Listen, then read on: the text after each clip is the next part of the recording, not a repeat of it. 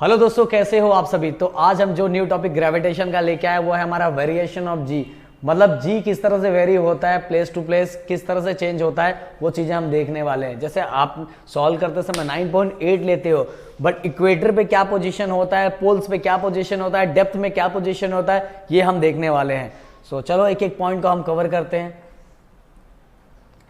Computer महाशय, सबसे पहला first point, change along the surface of the earth. Okay, सबसे पहले आप बस ये याद रखो, और ये याद रखोगे ना तो आपके लिए सब चीजें सिंपल हो जाएगी। ये वाला formula G equal to GM upon R square, ये फॉर्मूला किसका है, एक्सेलरेशन ड्यू टू ग्रेविटी का, G into capital M upon R square. The value of G is the highest at the poles, okay, the value of G is lowest at equator, its radius is अब देखो हम surface की, हम मतलब इस समय अर्थ की बात कर रहे हैं, अर्थ के ऊपर की बात कर रहे हैं कि कहाँ ज्यादा रहेगा कहाँ कम रहेगा।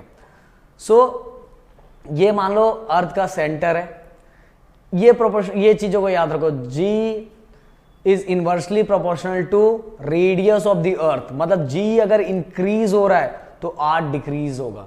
मतलब अगर डिस्टेंस बढ़ेगा, R मतलब रेडियस मतलब एक तरह से डिस्टेंस ले लेते हैं, अगर R इंक्रीज हो रहा है तो G डिक्रीज होगा।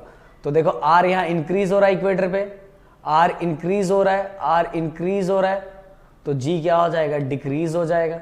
ओके, तो इक्वेटर पे देखो, इक्वेटर पे इसीलिए यहां तो लिखा हुआ है the value of G is lowest at equator 9.7, क्योंकि सबसे ज्यादा इक्वेटर पे ही तो डिस्टेंस रहता है। अब थोड़ा इसके ऊपर आ जाएगा तो डिस्टेंस और थोड़ा कम हो जाएगा, इस पे थोड़ा और डिस्टेंस जैसे से कम हो रहा है, मतलब R जैसे जैसे कम हो रहा है तो G वैसे वैसे क्या होगा, बढ़ता जाएगा।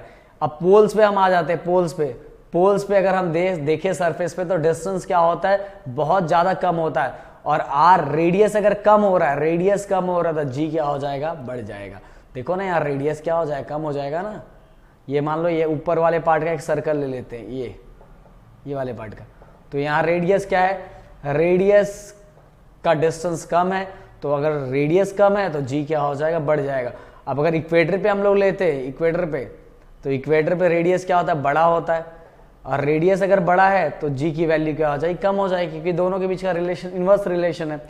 It's radius is largest at the equator and smallest at the pole, तो यही तो रीजन है।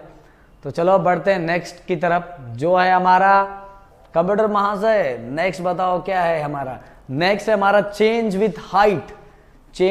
वैसा ही आप खुद ही बताओगे आप मुझे। अब ऊपर जा रहे हैं हम, सेम चीज ले लो। अब यहां अब R ले लेते हैं, स्मॉल r, क्योंकि अब ऊपर जा रहे हैं हम लोग। कहने का मतलब वही है कि अगर जैसे जैसे हाइट बढ़ रही है, मतलब जैसे जैसे डिस्टेंस इंक्रीज हो रहा है तो G क्या हो जाएगा, कम हो जाएगा। तो वही तो लिखा है, as we go above the earth surface the value of the distance R in equation, ये वाला R in equation increase, the value of G decrease.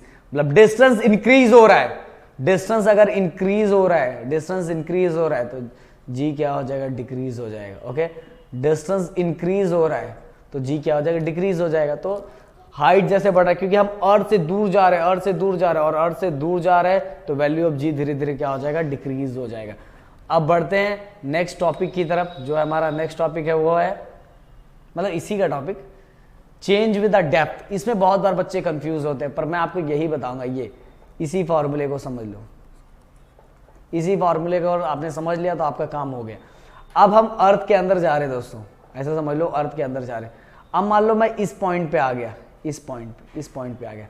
अब ऐसा समझा जाता है कि मेरे लिए इस पॉइंट पे अब अर्थ इतना ही बड़ा है, अर्थ इतना ही बड़ा है। कहने का मतलब ये अर्थ का सेंटर है, अब अर्थ इतना ही बड़ा है, मतलब अर्थ का M अभी इतना बड़ा है, मतलब पहले तो इतना बड़ा था ना, पर अब इतना बड़ा है तो अर्थ का मास भी कम हो गया, अर्थ का मास भी कम हुआ है और अर्थ का रेडियस भी कम हो गया। चलो मैं यहाँ फिर से एक बार बनाता हूँ, ये हमारा ओरिजिनल अर्थ है, मैं इस पॉइंट पे आ गया तो ये हो गया हमारा, जो इस समय जहां मैं आया हूं तो इतना बड़ा अर्थ हो गया, मतलब ये हमारा अभी का अर्थ है।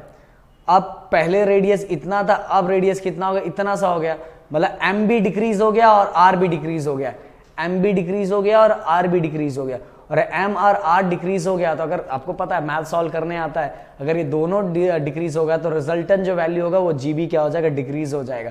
तो डेप्थ में अगर हम जाते हैं तो एम तो डिक्रीज होता है और उसके साथ आर भी डिक्रीज हो जाता है, और दोनों डिक्रीज होगा तो resultant value of G also will be decreases, दोनों जी भी क्या हो जाएगा, डिक्रीज हो जाएगा। तो वही तो लिखा है, the value of R and the part of earth decreases, therefore the value of m decreases, so that the combined effect of r and m decrease the value of g। याद रखना, ये इसमें बहुत बार बच्चे कंफ्यूज होते हैं कि मान लो जैसे से मैं कम है तो समझ लो ये अब मेरे लिए अर्थ बस इतना बड़ा है, अर्थ इतना बड़ा है मतलब अर्थ का मास कम हो गया है। अब मेरे लिए यहां से मैं कैलकुलेट करूंगा, अर्थ का मास मेरे लिए यहाँ है और अर्थ का मास भी कम हो गया और अर्थ का रेडियस भी कम हो गया और एम और आर कम हो गया, तो रिजल्टेंट वैल्यू ऑफ जी क्या हो जाएगा, कम हो जाएगा। सो वेरिएशन ऑफ जी, बस आज के लिए बस इतना ही है। हमने पहला देखा change along the surface of the अर्थ, जो देखा हमने पोल्स पे, इक्वेटर पे, और पोल्स और इक्वेटर पे देखा, जो पोल्स पे है वो क्या हो जाएगा, मैक्सिमम हो जाएगा, और इक्वेटर पे क्या हो जाएगा, मिनिमम हो जाएगा।